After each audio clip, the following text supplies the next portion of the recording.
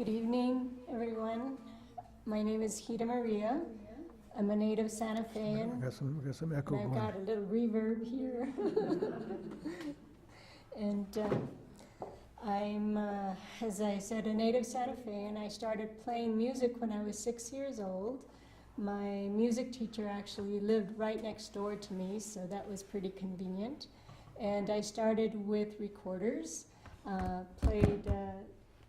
learned on the soprano, the alto, and the tenor, and later picked up piano. And as years went by, I got interested in other types of instruments and was very drawn to the native flutes as well as different percussion instruments. And along the way, I met Philip and his father, Phillip Haozous, who both were really instrumental in moving my music forward in many ways, which I really appreciate. So tonight, as part of the program, I will be offering some classical, Baroque, and Elizabethan music, and as well as doing some songs with Philip on the Native American flutes. So, and here's Philip.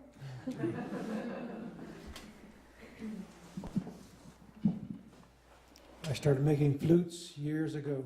I used to work for my father carving stone, and I was interested in I was just curious of how they made them. You know, people could play, and I thought for myself, you know, because I used to play trumpet in high school, and I had an understanding of music and how it went up and down the scales, but the flute was enchanting. And I had, back in those days, there weren't that many flute players around. That was back in 1971, 72. And while I was at my dad's studio working on some pieces of stone, we got to talking. He says, I have a piece of a cedar. It's from the West Coast. It was a post about, a little over 3 feet long, about so big. He says, here, you can have this. And I said, oh, thanks, you know, but it was, now it's different. I have nice materials and woods and machinery and things to cut them down with and measuring, and, you know, but it's a big old block of wood. And I had a handsaw, and I started that way. And it was rough, you know. I cut that whole thing down, and finally I cut it in the sizes I wanted, and I chiseled the whole thing out, and you know, it took forever, and I thought, I don't know how to place the holes. So my brother Roy told me, I have a friend that makes flutes.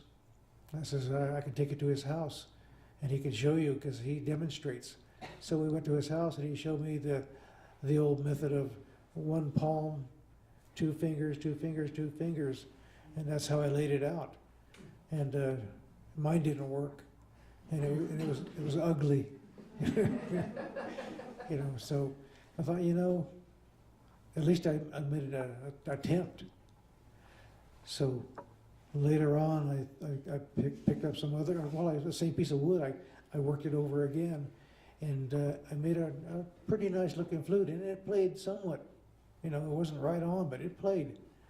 And I cleaned it up and put some nice feathers on the end, and I put a piece of turquoise at the blowhole, and I entered it in Indian Market in 1975, and I got first place. And I think I took first place for the next 10, 15 years, you know. But as it evolved in my mind, it also evolved in the making of the flutes, and the flutes became more sculptural. And at Indian Market one year, my brother Bob said, he says, you know, your flutes are more like sculpture than they are flutes. And so those 2 of them I have here tonight are the flutes that I've made, and it's taken years to get to that kind of level where you know, they're more professional flutes than they are just something you toot songs on. As my friend Greg back there, he says, play me something like toot, toot, toot, toot, toot, toot. And yeah, I'm a little beyond that stage now, so. And that's what I do. You know, I make my flutes, I make the birds out of different materials. Some of them I use petrified wood. I'll go to Arizona to the petrified wood suppliers, and I find some nice looking materials, and I cut them with diamond blades and diamond burrs, and hand sand them and shape them. And I've done a lot of those, and I've done some out of what they call rosarita, and it's a red glass. And you see a lot of that in jewelry now, and I'm a jewelry maker also. And I did that in Indian market too, and I got by with that too. Anyway, the rosaritas are red glass, and so I've carved the burrs out of red glass too. And so that's kind of the background of I started with nothing and ended up with real fine pieces of musical instruments. And I love to play them. I play them almost every day. And with my guitar I do, lay down some tracks and lay down some flute tracks and put some percussion behind. And then my vocal is kind of, with the weather and the humidity, it kind of gets to my voice. So anyway, I can lay down some nice tracks, and and I can print my own CDs, and I enjoy it. It's just exciting to go into something that I can do all by myself. I used to love to play with my friend in the band. He passed on, and it kind of let me, what am I going to do?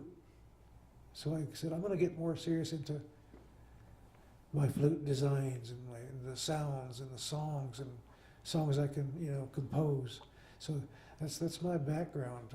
My dad was behind me all the way, and one story about that. My dad was so good at flute playing, and I used to sit back and when he'd have his crowds out there and looking at his sculpture, and I would just say, yeah, I wish I could play like that. He's so good. And then he passed on. The family said, Philip, you're in charge of the corporation now. And okay. So I had to learn how to talk. It was hard because I was more the shyest guy you'd ever know. And finally I got to the point where I could speak to a crowd and speak on things that they wanted to hear. And I was informed by my partner, speak about your father, don't speak about yourself. And that was difficult because, you don't talk about somebody like that. And normally, in our Apache way, you don't usually speak on those people that passed or speak their names. But I had to do it all the time. And I learned to do that. But I learned that, I knew I could pick it up that there was something missing about my presentations, and people liked the stories, but myself, I knew it wasn't quite fulfilling enough for me. And I was thinking back, when he passed away, I took one of his flutes from his studio and put it on his casket, and I said, you take this and play for your people. I said they'd love to hear it because you're good. So go ahead, take this flute and play some music for them. 2 years later, in a dream, he came back to me with a flute and handed it to me. And I said, okay, I know what you mean. I know what you're saying to me. And I got interested in being more serious about what I'm doing. Who am I? Yes, I can talk about you, but I'm a person too, and I want to express myself with my artwork, my sculpture up here, my flutes, and my whole life and my spiritual side. So that's what's happening right here. We're developing that, and we brought our sage here to bless everybody with and ourselves, and so that's who I am, Philip Angus Haozous, and the proper pronunciation in Apache is Haozous. That's our Apache name. Okay. So, El Pasote. Do you want to introduce El Pasote? Okay, yep. Okay, if it's too loud, we haven't tested it with the audience, but we'll see. So the song that we're going to sing for you, or play for you, or dance for you, is called El Pasote, and it's a welcoming song. When I was in Costa Rica on a little tour, one of these Coati Mundis went across the trail, and it went back and the tour guy said, don't touch that. People are saying, what is that? And he says, we call those pasote. So I liked it. I liked the sound of that. I went home and I made up a El Pasote song.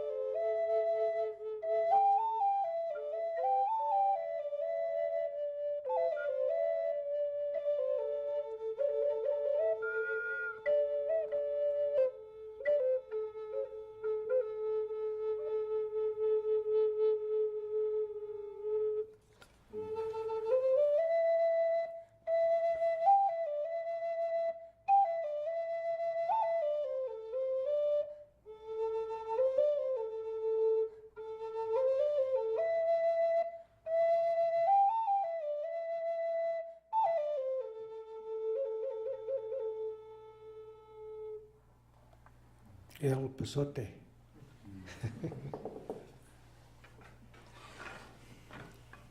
Grandma's lullaby. Okay.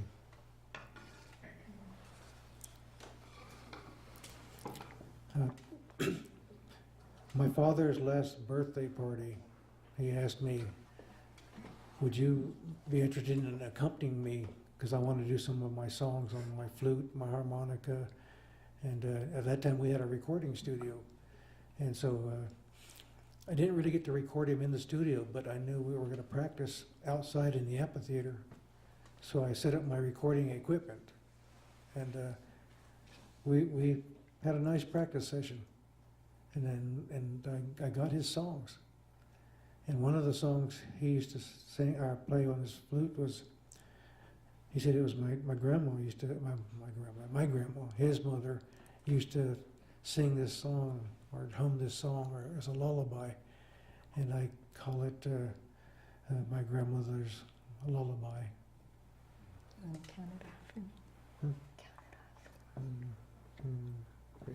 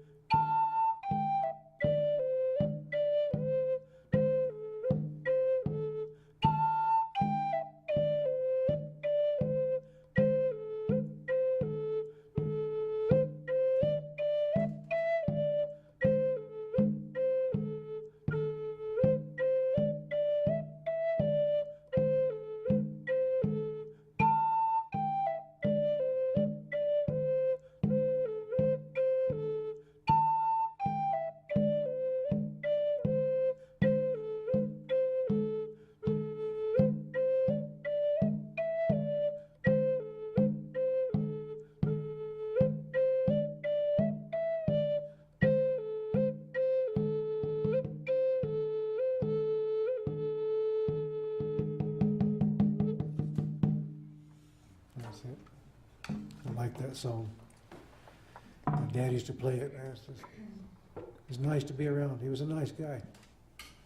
You know, even though he did spank me a few times, he was a nice guy.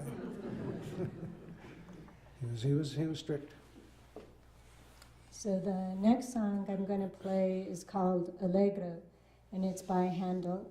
And this is a soprano recorder. Many of you may have started off on these in elementary school, and I'm one of the few people that have continued to play them.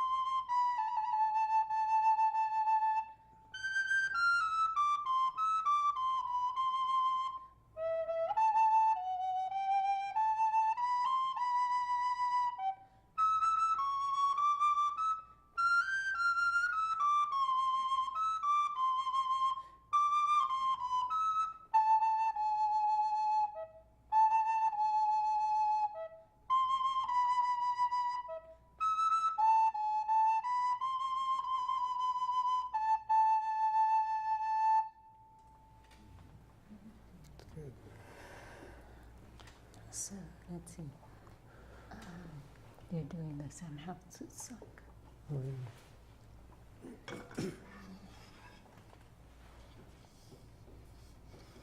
It's a flute that I made myself. And it's out of a bloodwood from Central America. This up here, they usually call it a bird, and sometimes I do birds.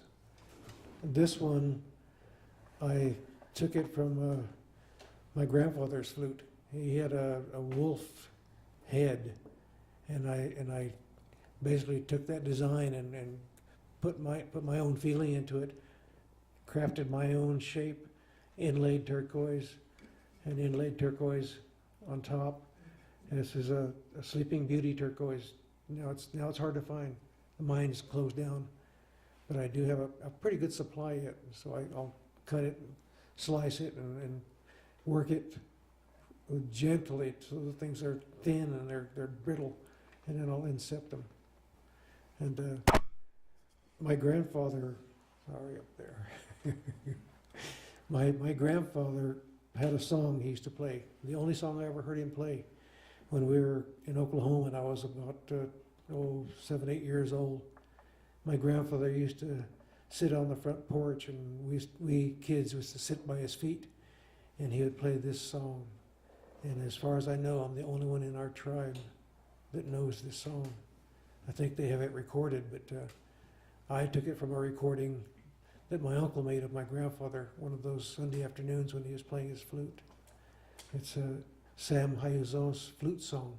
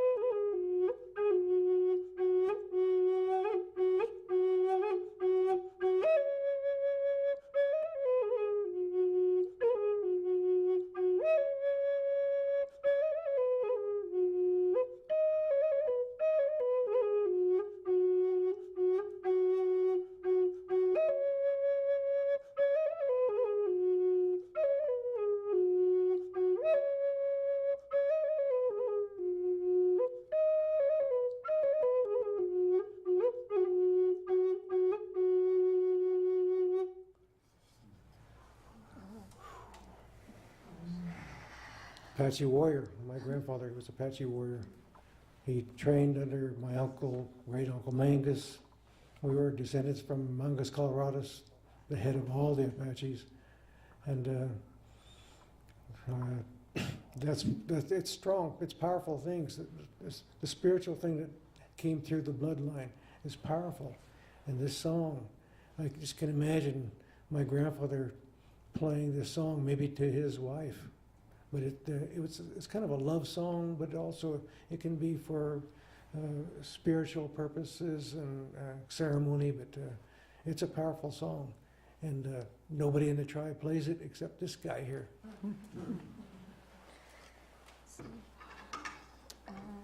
So the next song that I'm going to play for you is, it's called Trio, and it's by Bach, and this is the alto recorder. I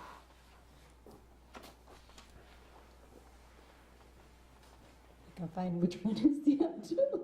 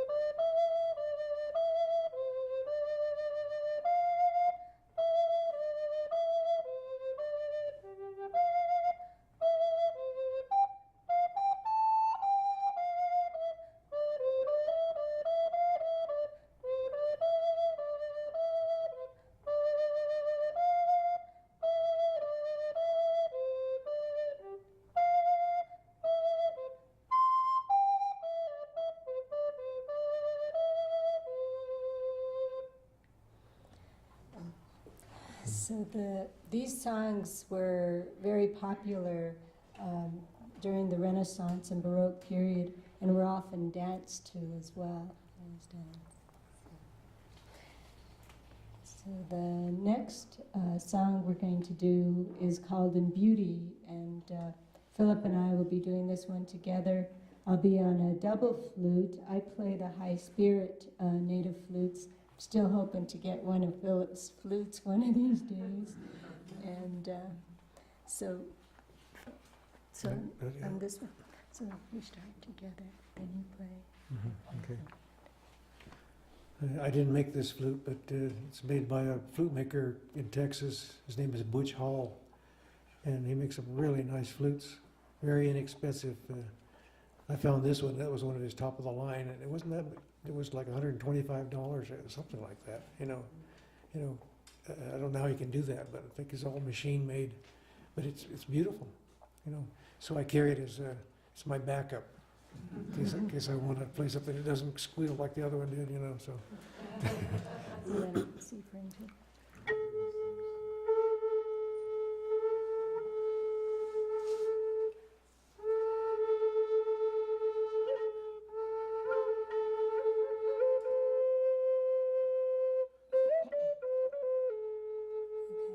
So on this one we start together. Okay. Okay.